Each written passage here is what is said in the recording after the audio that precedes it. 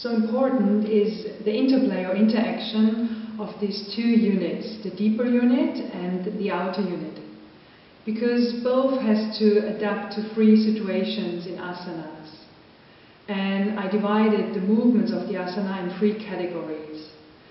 And the first one is a non-dynamic asana, so when you hold a position, when you're lengthening the spine, like in standing, or in prarambhik sthiti, you have to switch on the core, otherwise you lose the natural curves of the spine. For example, in prarambhik sthiti, when you're not switching on your core, after a while you're slumping back. So that's the first situation. The second one is the asanas where you move your limbs and still you have to stabilize the core or your base.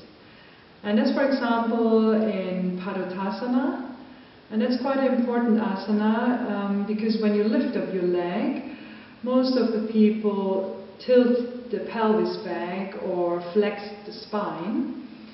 So you can just experience that in Padottasana when you switch on the core and then you lift the leg and you just lift it up until the body or the trunk wants to move. Then you have a really stable core. Otherwise, when you try without switching on, you will definitely slump back, which is not so good for the spine. The third category of asanas is when you create like big momentum with the limbs, like in Kati Chakrasana with the arms. When you swing them in a dynamic way, then you have quite a big movement, and while not switching on the core, you get a lot of shearing forces on the spine, on the vertebrae and the discs. So again, here it's important to support the spine and to protect the spine during the dynamic asanas. One additional comment to the breathing. To make it easier to establish the contraction, I will introduce the practices always with the exhalation. So inhale, exhale, and then contract. And this is the beginner level, and please stay with this level until it flows automatically and until the awareness is there. And this can be established in each posture. So play around until you become familiar, so that the breathing procedure is flowing automatically. The next step is that you contract. You hold the contraction and then move the body so that the contraction is not restricting your movement, rather give you a stable base from where you move.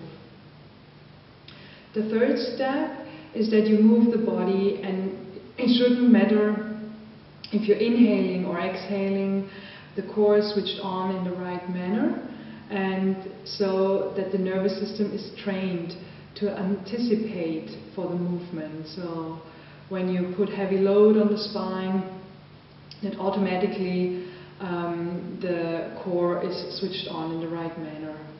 And that's what we're aiming for. But that's a long way with patience. And in some asanas, the instructions are giving to move the body while inhaling. So what you can do in the beginning is that you fully exhale, establish the contraction, the stability, and then move in the asana. And later on, again, it's just automatically that the core is switched on. Another point with breathing is that when you move your limbs or you put weight on the core or on the spine, that the belly is not bulging. So first you establish the breathing, the contraction, and then in the moment you lift your leg or your arm, that the belly is staying where it is, that there's no movement, no bulging. Because otherwise you lose the complete stability, and then the force goes onto the spine and the discs. And in the practices, yeah, I will mention a lot of switch on your core. It's important to switch on the core, and hopefully it's not annoying because of all these repetitions. But that's the topic of the presentation here. And while learning, take your time.